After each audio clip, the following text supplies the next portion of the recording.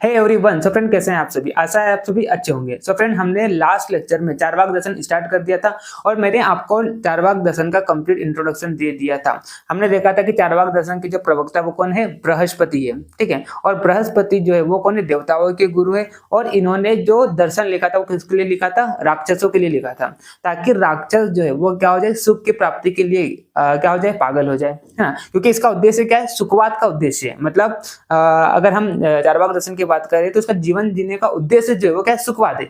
मतलब खाओ पियो मस्त रहो और मौज उड़ाओ। और अगर आपके पास धन ना हो तो दूसरों से ऋण लेकर, दूसरों से उधार लेकर आप क्या करो? मौज उड़ाओ, लेकिन मौज उड़ाओ। क्यों? क्योंकि ना तो पुनर्जन्म होता है, ना परलोक है, ना आत्मा है, ना ईश्वर है। मतलब ये सिर्फ और सिर्फ किसकी बात करता है? यह लोक की बात करता है। अगर आप इस लोक में आए हैं तो मस्त रहिए, खुशी से रहिए, प्रसन्नचित्त होकर रहिए और सुख से रहिए। तो इसीलिए बृहस्पति ने जो दर्शन लिखा था वो राक्षसों के लिए लिखा था, ताकि वो क्या हो जाए? सुख की प्राप्ति के लिए पागल हो जाए, ताकि इनको पराजित करना क्या हो? आसान हो, ठीक है। अब चूंकि ये क्या हुआ? संसार में काफी ज्यादा प्रचारित हुआ, है ना, काफी ज्यादा लोकप्रिय रहा, इसीलिए इसे हम क्या बोल देते हैं? लोकायत दर्शन भी बोल देते हैं। लास्ट लेक्चर में मैंने आपको बताया था कि चारवाक शब्द जो है वो कहाँ से आया है। तो चारवाक शब्द जो है वो कहाँ से आया है? चारु धातु से आया है, जिसका मतलब क्या होता है? चबाना। जैसे कि मैंने आपको बताया ना कि इसका मेन एम जो है वो क्या है? खाओ पियो मस्त रहो। तो चारवाक शब्द जो है चारु धातु से आया है, जिसका मतलब भी क्या होता है? चबाना होता है, ठीक है। और ये क्या करते थे? मीठी वाणी बोलते थे। चारु का मतलब क्या होता है? मीठी। वाक का मतलब क्या होता है? वाणी। इसीलिए इसे हम क्या बोल देते हैं? चारवाक भी बोल देते हैं। तीसरा मैंने इसका रीजन क्या बताया था कि बृहस्पति के जो शिष्य थे वो कौन थे? चारवाक। और चारवाक जो एक व्यक्ति नहीं था, चारवाक पूरे ग्रुप के नाम है, ठीक है। और इन्होंने इस दर्शन को प्रचारित किया है, इसीलिए इसे हम क्या बोलते हैं? चारवाक दर्शन भी बोल देते हैं। तो इस तरह से हमने चारवाक दर्शन का कंप्लीट इंट्रोडक्शन लास्ट लेक्चर में देख लिया था। और मैंने आपको ये भी बताया था कि जब भी आप कोई दर्शन पढ़ते हैं तो उनमें किन किन चीजों का वर्णन किया जाता है। इसमें एपिस्टेमोलॉजी का वर्णन किया जाता है, मतलब ज्ञान मीमांसा का, ज्ञान कैसे होता है ना। इसमें तत्व मीमांसा मतलब मेटाफिजिक्स के बारे में बात की जाती है। जैसे कि बात करते हैं ईश्वर क्या है, जगत क्या है, आत्मा क्या है, ठीक है, जीवन का उद्देश्य क्या है, ठीक है। और फिर लास्ट में बात की जाती है कि इसकी एथिक्स के बारे में बात की जाती है, मॉरल वैल्यूज के बारे में बात की जाती है, ठीक है। तो ये सारी चीजें जो होती है वो किसमें वर्णन की जाती है? दर्शन में की जाती है। मतलब आप कोई भी दर्शन पढ़ेंगे तो उसमें आपको ये सारी चीजें मिलेगी, ठीक है। तो चलिए आज हम क्या करते हैं, जैसे कि हमने इसके लास्ट लेक्चर में इसकी एथिक्स के बारे में बात कर ली थी कि इसके जीवन का जीने का उद्देश्य क्या है। तो मैंने आपको बताया था कि चारवाक दर्शन जो होता है वो किसको मानता है? सुखवाद को मानता है। जैसे कि मैंने अभी आपको बताया, खाओ पियो मस्त रहो और मौज उड़ाओ, ठीक है। तो इसका पहला सिद्धांत जो है वो क्या है? सुखवाद है। अब दूसरे सिद्धांत की बात करते हैं कि ज्ञान कैसे होता है, मतलब प्रमाण मीमांसा की बात करते हैं कि आप जो बातें बोल रहे हैं उसको आप किस प्रकार से सिद्ध करेंगे। तो ये जो दर्शन होता है ना, अगर हम चारवाक दर्शन की बात करें तो चारवाक दर्शन जो होता है, एक मिनट रुको।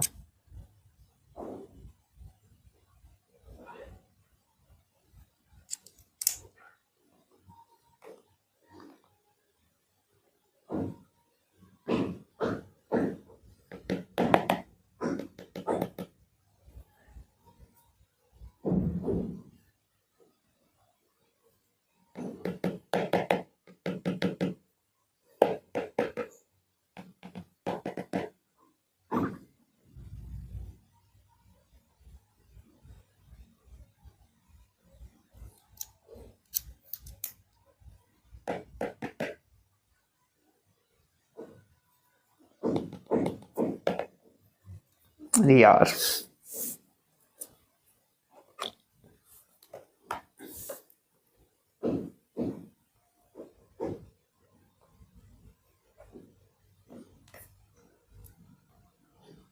पेंसिल पता नहीं कनेक्ट क्यों नहीं हो रही है। हो गई। देखो, तो मैंने क्या बताया? चारवाक दर्शन जो होता है वो किसको मानता है? सिर्फ और सिर्फ प्रत्यक्ष प्रमाण को मानता है ना। अब देखो, मैंने आपको क्या बताया कि प्रमाण क्या होता है? प्रमाण का मतलब होता है नॉलेज ऑफ एविडेंस। मतलब आप जो बातें बोल रहे हैं उसको आप किस प्रकार से साबित करेंगे। तो हमारे यहाँ पर बातों को सिद्ध करने के लिए कितने प्रमाण दिए गए? 6 प्रमाण दिए गए। कितने प्रमाण दिए गए? यहाँ पर 6 प्रमाण दिए गए, ठीक है। जैसे कि बात करते हैं, पहला प्रमाण जो होता है वो क्या होता है? प्रत्यक्ष प्रमाण होता है। प्रत्यक्ष प्रमाण मतलब जो आप देख पा रहे हैं, या फिर ऐसा बोल सकते हैं हम कि ज्ञान इंद्रियों के द्वारा जो ज्ञान की प्राप्ति होती है, ज्ञान इंद्रिय बोले तो क्या हो जाएगा, जैसे कि बात करते हैं स्पर्श इंद्रिय हो गया, है ना, चक्षुर इंद्रिय हो गया, फिर आपकी घ्राण इंद्रिय हो गई, आपकी स्रोत इंद्रिय हो गई, है ना, फिर आपके चक्षुर इंद्रिय हो गए। तो मतलब ये 5 प्रकार की इंद्रिया होती है, ज्ञान इंद्रिय होती है। इनके द्वारा जो ज्ञान की प्राप्ति होती है, मतलब आप 5 ज्ञान इंद्रियों के द्वारा जिन चीजों को आप फिल कर पाएंगे, आप उन्हीं चीजों को क्या मानेंगे, सिद्ध मानेंगे। ठीक है, तो इस प्रकार से पहला प्रमाण क्या होता है, प्रत्यक्ष प्रमाण होता है। दूसरा प्रमाण की अगर बात करते तो अनुमान प्रमाण, अनुमान प्रमाण, अनुमान प्रमाण। ठीक है, अनुमान प्रमाण का मतलब क्या होता है कि प्रथम कारण को देखकर, मतलब आप पहले किसी चीज को आप देख लिए, उसके अनुभव पर आप क्या करते हैं, अपनी बातों को सिद्ध करते हैं। जैसे कि बात करते हैं, मान लो आप रात में सोए हुए थे, ठीक है, रात में सोए हुए थे, सुबह उठते हैं और बाहर देखते कि यार सड़क पर पानी भरा हुआ है, तो इसे आप अनुमान लगाते हैं कि जरूर रात में क्या हुई होगी, बारिश हुई होगी। ठीक है, तीसरा अगर हम बात करते हैं, तीसरा जो प्रमाण होता है क्या होता है, शब्द प्रमाण होता है। शब्द प्रमाण की बात करते हैं, शब्द प्रमाण का मतलब क्या होता है, जिसे हम आप्तोपदेश प्रमाण भी बोलते हैं, मतलब आप्त पुरुषों के वचनों को क्या बोला गया है, आप्तोपदेश बोला गया है ना। इसका अगर हम एक एग्जांपल के थ्रू अगर आपको समझाऊं तो क्या होता है कि जैसे कि मान लो आप डॉक्टर के पास जा रहे हो, है ना, डॉक्टर के पास गए आप और डॉक्टर बोलता है कि आपको क्या कराना है, एक्सरे कराना है। ठीक है, अब आप उससे सवाल थोड़ी ना पूछेंगे कि क्यों एक्सरे कराना है ना, मतलब उसने जो बोला उसको आप मान लेते हैं, क्योंकि आपको पता है कि नहीं यार उसके पास अनुभव है और वो जो बोल रहा है वो सही ही बोल रहा है, तो वो जो भी बोलेगा आप उसकी चीजों को क्या कर लेंगे, सिद्ध मान लेंगे। ठीक है, मतलब आप्त पुरुषों के वचनों को सिद्ध मान लेना है, क्या कहलाता है, आप्तोपदेश प्रमाण कहलाता है। ठीक है, और चौथा अगर हम देखें,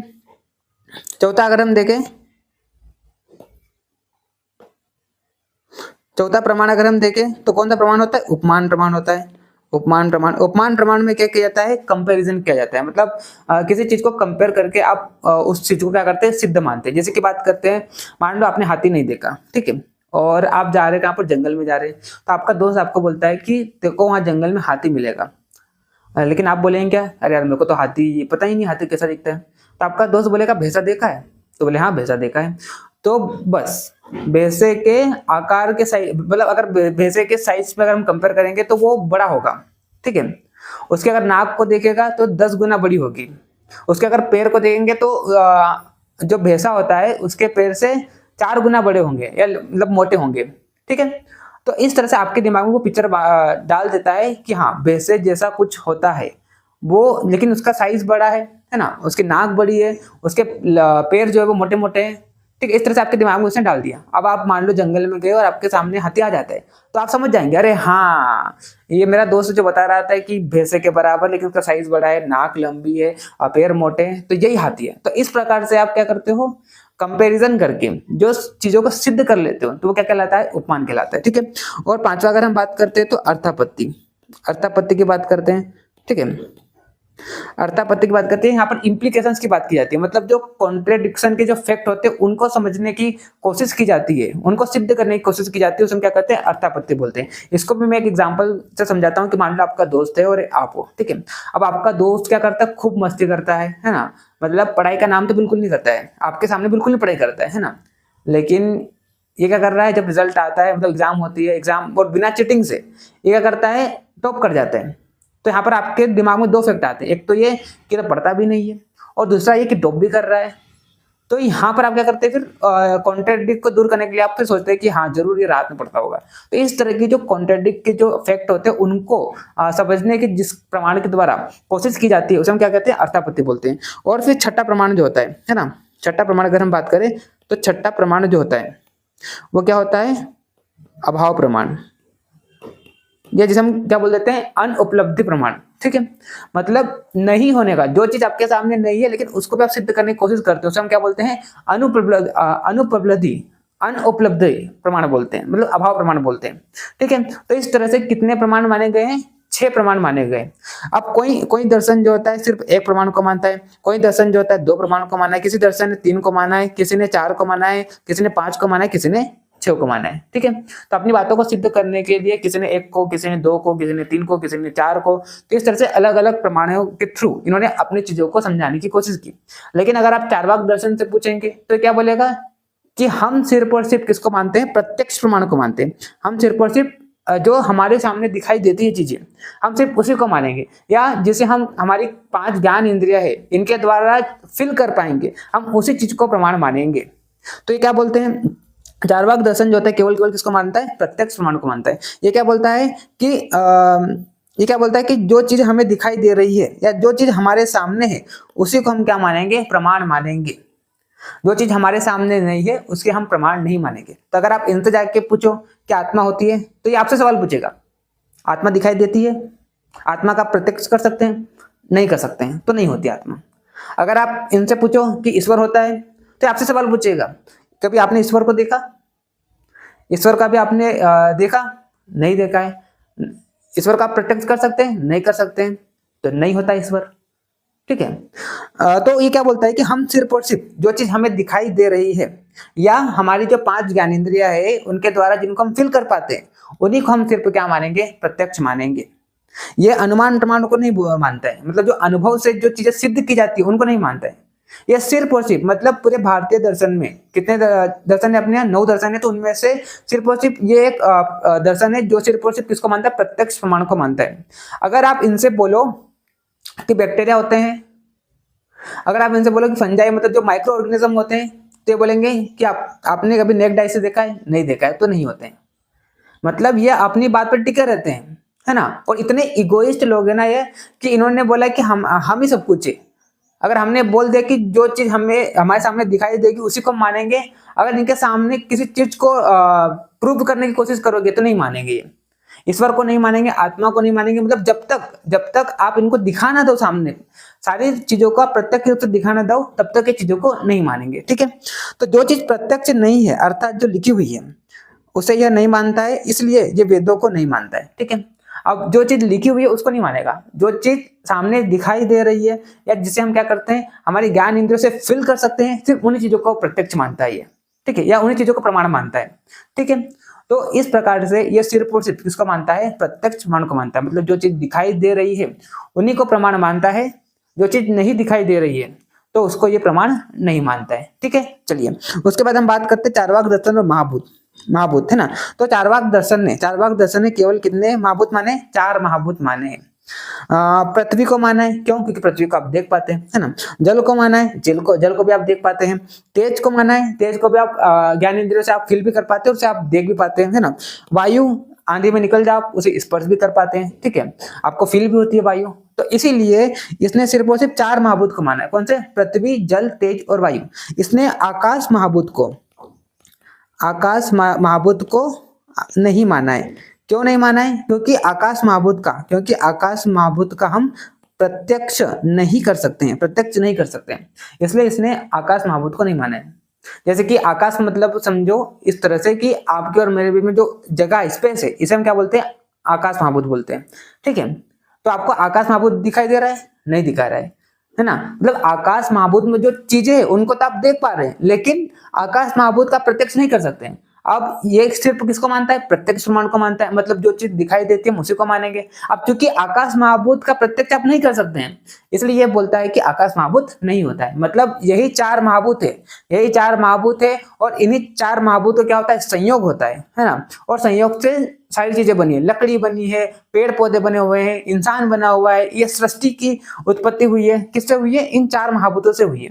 अगर आप इनसे पूछो कि ये 4 महाभूत का संयोग कैसे होता है, तो ये बोलेंगे कि 4 महाभूत जो होते हैं इसके अंदर ही मतलब ऐसी शक्ति होती है, मतलब स्वभाव से इनका स्वभाव ही ऐसा होता है कि ये 4 महाभूत का क्या होता है? संयोग हो जाता है। तो किसको मानते हैं? स्वभाववाद को मानते हैं। ये किसको मानते हैं? स्वभाववाद को मानते हैं। ठीक है, स्वभाववाद को मानते हैं। अगर न्याय दर्शन से पूछोगे कि सृष्टि की उत्पत्ति कैसे हुई है, तो ये बोलते हैं कि ईश्वर ने सृष्टि बनाई है। मतलब 4 महाभूत को मिलाया किसने? ईश्वर ने मिलाया है ना।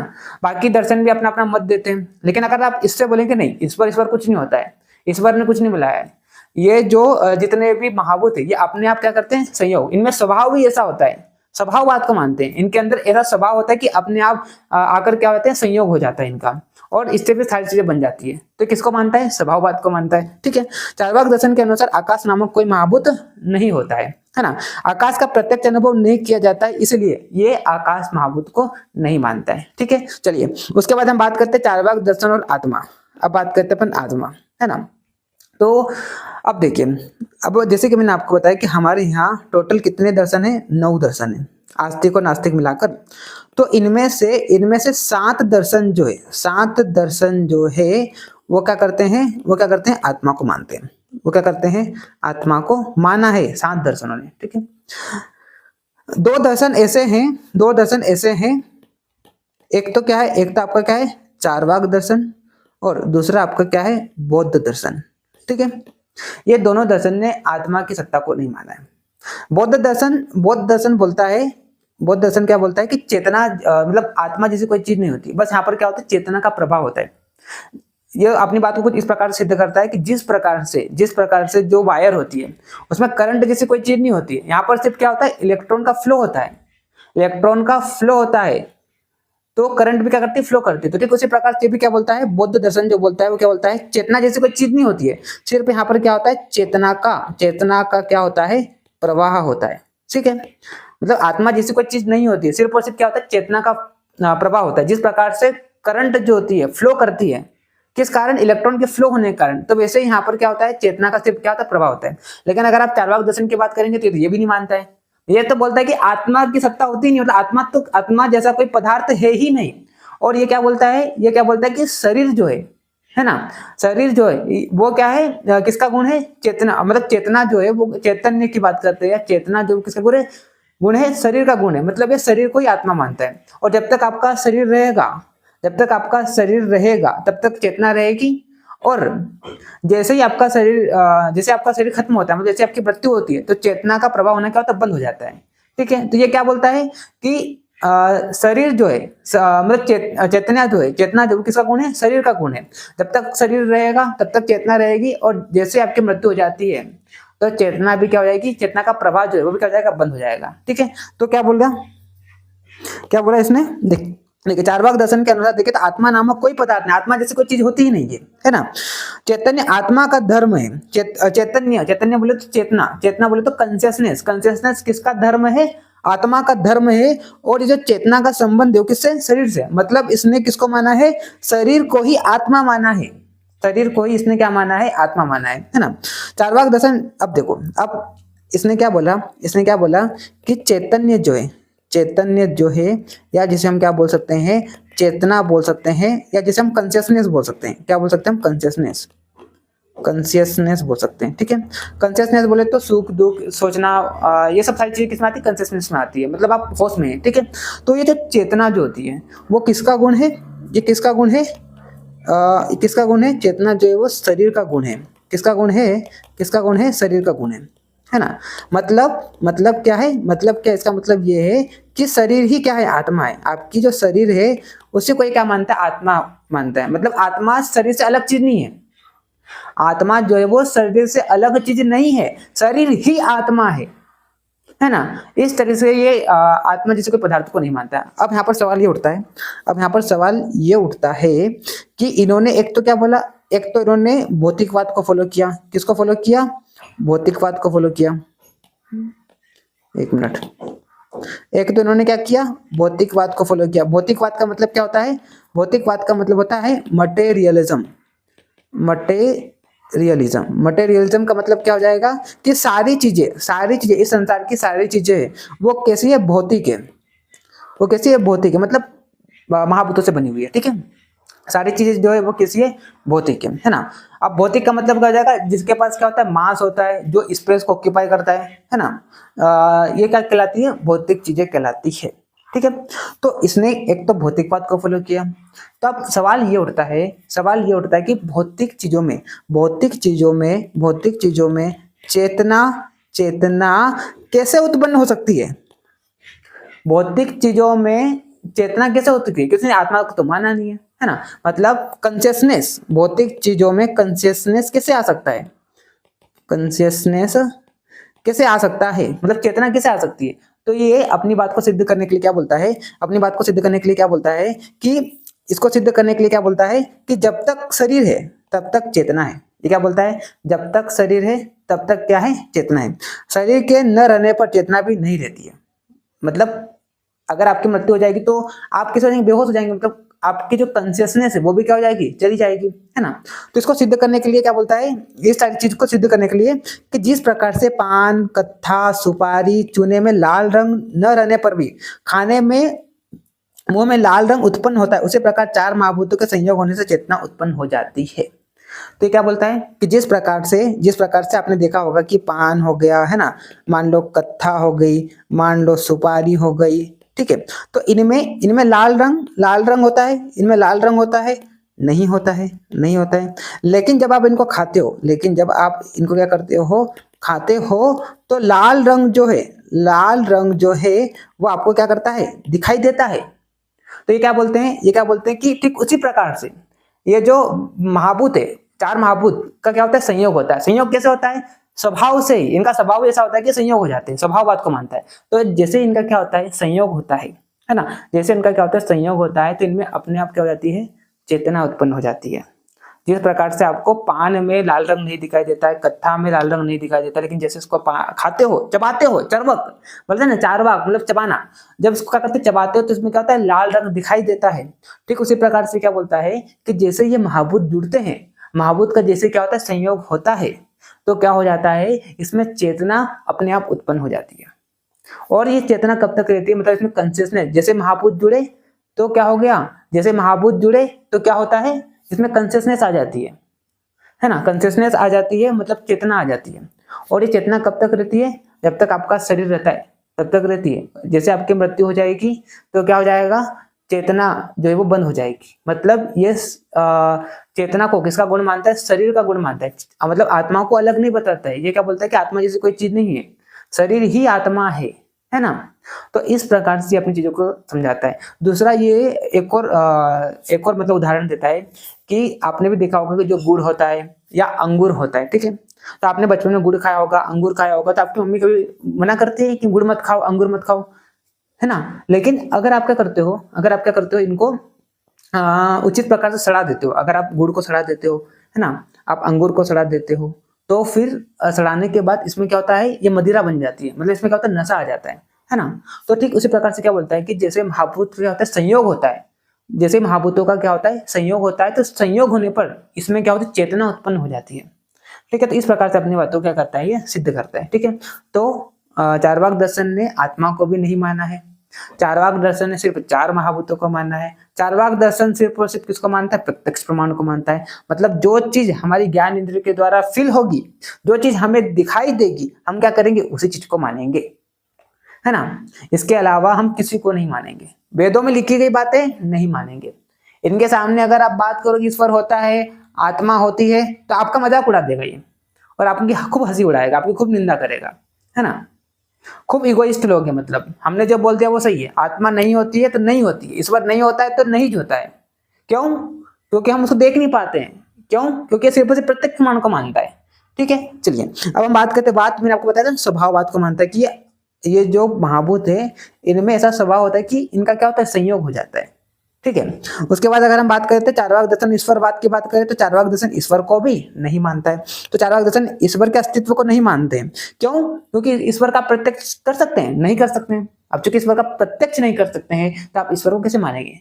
ठीक है, उसके बाद हम बात करते हैं अकॉर्डिंग टू चार्वाक। अब ये कैसे समझाते हैं कि बीज के अंकुर से उत्पन्न होने में ईश्वर की भूमिका नहीं है। ये क्या बोलता है कि जो बीज में जो अंकुर उत्पन्न होता है, तो उसमें ईश्वर की कोई भूमिका नहीं है। ये किस कारण होता है, अंकुर की उत्पत्ति मिट्टी और जल के संयोग के पश्चात स्वभाव से ही होती है। मतलब मिट्टी और जल के संयोग से बीज जो होता है वो स्वभाव से ही क्या होता है, अंकुरित हो जाता है। इसमें ईश्वर की कोई भूमिका नहीं है, मतलब ये ईश्वर की सत्ता को नहीं मानता है। क्यों नहीं मानता है? क्योंकि ईश्वर का प्रत्यक्ष नहीं कर सकते हैं, और ये सिर्फ और सिर्फ प्रत्यक्ष प्रमाण को मानता है। मतलब जो चीज हमको दिखाई देती है, हम उसी चीज को क्या मानेंगे, वैलिड मानेंगे, उसी चीज को हम क्या मानेंगे, सिद्ध मानेंगे। ठीक है, चलिए उसके बाद हम बात करते हैं। तो देखिए अब हम एक पूरा एक शॉर्ट में देखते हैं कि चार्वाक दर्शन जो होता है किसको किसको नहीं मानता है। तो चार्वाक दर्शन ने क्या बोला, चार्वाक दर्शन ने क्या बोला कि हम सिर्फ और सिर्फ क्या मानेंगे, हम सिर्फ और सिर्फ क्या मानेंगे, प्रत्यक्ष प्रमाणों को मानेंगे। हम क्या मानेंगे, सिर्फ और सिर्फ प्रत्यक्ष प्रमाणों को मानेंगे। अगर आप इनके सामने बात करो वेदों की, तो नहीं मानेंगे, है ना, लिखी हुई बातों को हम नहीं मानेंगे। स्वर्ग की बात करो, नहीं मानेंगे। ईश्वर दिखाई देता है, नहीं दिखाई देता है। पुनर्जन्म नहीं होता है। धर्म नहीं मानते हैं। न्याय को नहीं मानते हैं। पुण्य पाप करने जैसी कोई चीज होती नहीं है। इसलिए आप इस संसार में आए हैं, तो मतलब ये लोग की बात करते हैं, इस संसार में आए तो सुख से जियो, पुण्य जैसी कोई चीज नहीं होती है, पाप जैसी कोई चीज नहीं होती है ना। जो करना है वो करो। मौत जो जिसमें आपको सुख मिले, ये क्या बोलता है कि जिसमें आपको क्या मिले, सुख मिले, वही आपके लिए क्या है, वही आपके लिए स्वर्ग है। तो मस्त रहो, है ना। और जिस चीज से आपको दुख हो, जिस चीज से आपको दुख मतलब दुख जो है वो आपके लिए क्या है, नरक है। ठीक है, मतलब ये किसकी बात करता है, यह लोग की बात करता है। ठीक है, चलिए। तो चार्वाक दर्शन और आयुर्वेद के अनुसार देखें तो देखिए, चार्वाक दर्शन और आयुर्वेद दोनों प्रत्यक्ष प्रमाण को मानते हैं, लेकिन चार्वाक ने प्रत्यक्ष प्रमाण के अलावा किसी प्रमाण को नहीं माना है। उसके बाद अगर हम देखें तो चार्वाक दर्शन के ने 5 में से सिर्फ कितने महाभूत को माना है, 4 महाभूत को माना है। आयुर्वेद दर्शन में वर्णित स्वभाव परमवाद की तरह ही चार्वाक ने भी किसको माना है, स्वभाववाद माना है। मतलब ये जो महाभूत जो होते हैं इनमें ऐसा स्वभाव होता है कि इनका क्या होता है, संयोग हो जाता है। ठीक है, चलिए। तो इस तरह से मैंने आपको यहाँ पर चार्वाक दर्शन पूरा कंप्लीट करा दिया है। आई होप आपको सारी चीज समझ में आई होगी और मजा भी आया होगा। तो देखा ना, काफी लोकप्रिय दर्शन है। और एक बात आपको बता दूं कि हम भी अंदर से कहीं ना कहीं चार्वाक ही है। बाहर से हम अलग अलग धर्म को फॉलो करते हैं, लेकिन अगर हम अंदर से देखें ना, अंदर अगर अपने आप को झांकेंगे तो हमारे अंदर भी चार्वाक जैसी कुछ चीजें मिलेगी, है ना। और जरूरी भी आपको बाहर से, अगर इस समाज में आपको रहना है तो आपको बाहर से जो समाज में चीजें चल रही है उन सारी चीजों को फॉलो भी करना होगा, ताकि कॉन्ट्राडिक्शन ना हो। ठीक है, चलिए। तो इस तरह से हमने यहाँ पर चार्वाक दर्शन को पूरा देख लिया है। और देखो, जब भी आप क्या करते हो, दर्शन पढ़ते हो ना, तो जब तक आपके अंदर क्यूरियोसिटी नहीं होगी चीजों को जानने की, तब तक आपको दर्शन पढ़ने में मजा नहीं आएगा, है ना। आई होप आपको समझ में आया होगा। मैंने तो अपनी तरफ से पूरी कोशिश करी कि आपको मैं जितने बेस्ट तरीके से समझा सकता हूँ उतने तरीके से मैंने समझाने की कोशिश की है। एक बार मेरे को बताना जरूर आप व्हाट्सएप में कि हमको समझ में आ गया है और बड़ा मजा आया। मतलब एक बार जैसा भी आपका रिव्यू को बताना, ताकि मैं नेक्स्ट दर्शन जो है उसमें और मेहनत करके आपको चीजों को समझाने की कोशिश करूँ, अलग अलग एग्जांपल्स के थ्रू आपको समझाने की कोशिश करूँ। ठीक है, चलिए। तो मिलते हैं नेक्स्ट लेक्चर में, तब तक के लिए okay bye, see you again.